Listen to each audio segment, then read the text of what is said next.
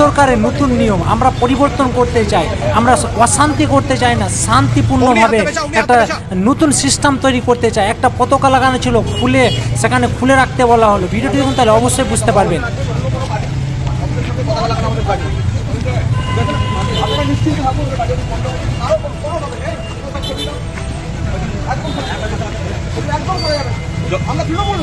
কি উদ্যোগ নেওয়া হলো? কোথাও কোনো অশান্তি করা যাবে না। ভারতীয় জনতা পার্টি হিংসামুক্ত রাজনীতি, ভয়মুক্ত পরিবেশ তৈরি করার জন্য আমরা 5 বছর ধরে লড়াই করি। আমাদের ব্যথা আছে। এই বীরভূম জেলাতে 2 মে থেকে 5টি খুন হয়েছিল, প্রায় 50 জন মহিলার গায়ে হাত দেওয়া হয়েছে। কিন্তু আমরা সেসব ভুলে গিয়ে আমরা তো বলেছি অপরাধ এবং অপরাধীর গুণ বিচার করে নতুন সরকার এসে অ্যান্টিবায়োটিক প্রয়োগ করবে। কিন্তু ভারতীয় গতকাল রাত থেকে হঠাৎ করে কিছু নতুন বিজেপি হয়েছে, তারা চতুর্দিকে তাণ্ডব চালাচ্ছে। যেটা আমরা করতে দেবো না। আমি নিজে রাস্তায় নেমেছি। তার দায় কি বিজেপি নেবে? কোনো বিজেপি দায় নেবে না। পুলিশ প্রশাসন আমি এসপিকেও বলে দিয়েছি যে কড়া ব্যবস্থা নিন, যাতে আগামী 5 বছর এরা জেলে থাকে।